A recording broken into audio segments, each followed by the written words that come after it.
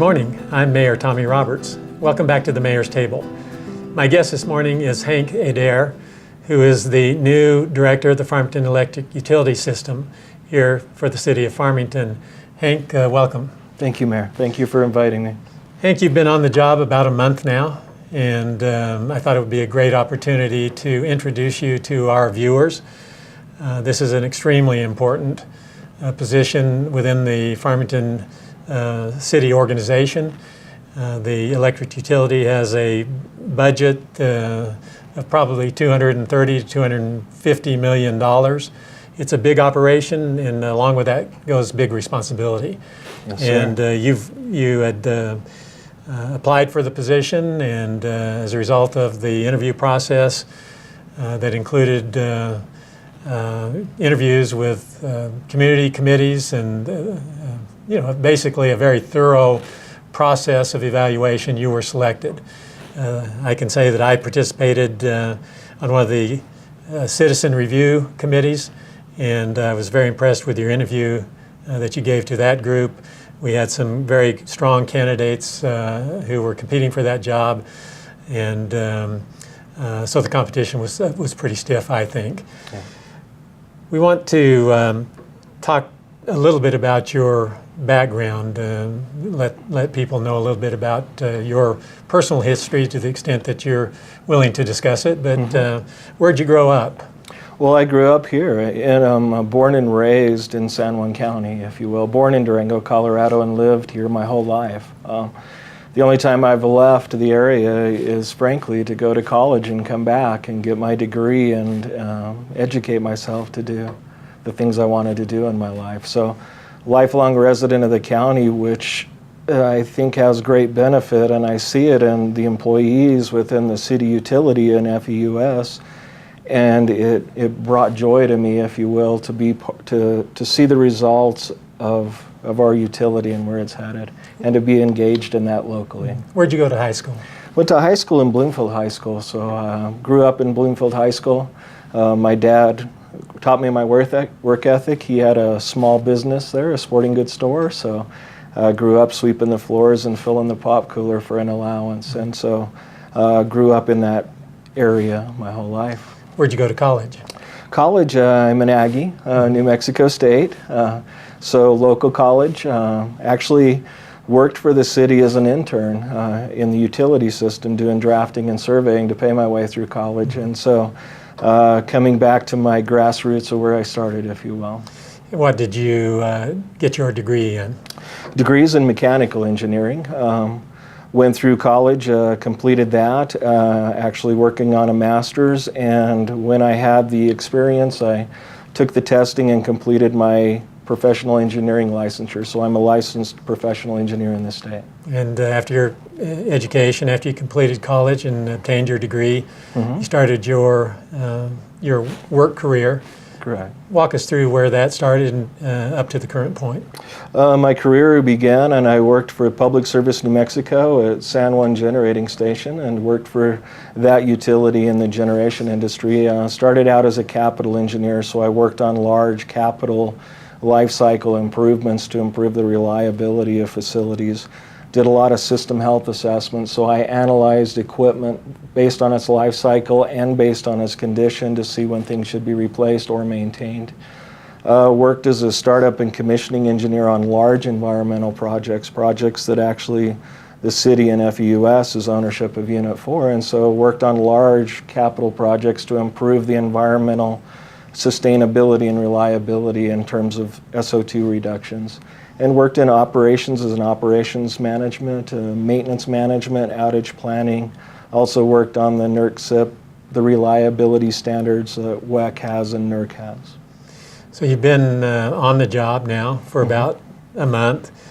I'd like you to take a look at the next 30 to 60 days. What do you have planned for that next 30 to 60 days? You know, when I look at it, first is that our utility has a long and storied past, and so I see the foundational framework has been quite impressive by the staff and the team within the utility. where I look to that is to complete and look at our integrated resource plan, and we continue that on to analyze that to see what our generation portfolio should look like in the future. We look at how we are looking at the generation portfolios, really looking at how we do system health assessment on the transmission distribution side too, and where should we be investing in those capital or those life cycle replacements, and looking to ensure reliability standards and safety standards. And I really look to safety, and I've seen great strides or great commitment from our staff to be safe for our employees to go home safe every day, and to protect the community when we're out there doing work. Very impressive. So we take a look at the next 30 to 60 days, and then you're looking beyond that as well. So what do you see as the major challenges for the Farmington electric utility system going forward? I see the challenges being where load will go in the future. What does our load profile look long range, short, mid, and long range? I see where that load profile needs to be stood from generation aspect, where we provide our load from, and also on terms of where load growth might be focused, where we might have focused load growth, where we need to have strong transmission and distribution capabilities in those areas. That's going to be the key focus. And any other issues out there that rise to a level of concern for you and present themselves as challenges? Exactly, and things could be new compliance standards. You know, Clean Power Plan is coming down, and New Mexico looks strong for that to be within standard based on the mass-based plan, but any new standards, regulatory standards that may come out from an environmental and a reliability standpoint. Okay. And then I would like for you to focus on the goals that you've established for yourself, and maybe that overlaps a little bit with the challenges that you've already identified, but what are some of your goals that you hope to accomplish in the near term and then the long term? Mm-hmm. My goals, first and foremost, as I mentioned again, is the safety of our employees and the community that we serve. And so seeing how we do that, how we do our tailboards, how our crews work safely in the field, and how we work safely in the generation block, compliance, and that would be new regulations and standards that would come out. What are we good and doing well with currently in our standards? Like we recently had an audit this summer. Early a few months back this summer, we had an audit that we did quite well with NERC and WEC. And so compliance is one of the key things. Then it becomes to reliability and cost. And what is the reliability of our grid, our transmission and distribution, and our generation assets? And how is the infrastructure set up for it? And that takes investment to keep that maintained, to keep that. And then what is the cost of that investment to do? And how is the cost managed? That's a key focus. Yeah. Well, you have plenty to do. You have great responsibility here.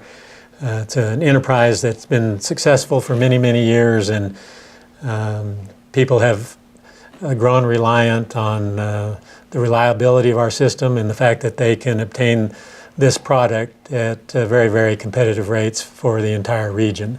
So it's a challenge to continue to maintain that reliability and great rate system. And we look forward to being able to work with you in moving towards those goals in the future. In closing, I'd like to ask you a little bit about your family. Can you tell our viewers a bit about your family? I will. My family actually came to the area back in the early 1880s, but my close family is my wife, Jill, works here. She works for Presbyterian Medical Services. Great person leading a great group, and obviously I love her very much. My daughter's a junior at Piedra Vista High School, so Piedra Vista. And my son has graduated and is going to college for pre-med in Helena, Montana. So Great. Well, it looks like you've been successful raising a family and a successful marriage. So we hope your employment with the City of Farmington is likewise successful. Hank, thank you for being my guest this morning on the Mayor's Table. I think our viewers will appreciate having the opportunity to get to know you a little bit better and to put a face with that name. So thanks again. I want to thank all of you for viewing this segment of the Mayor's Table, and we'll look forward to seeing you again next Monday.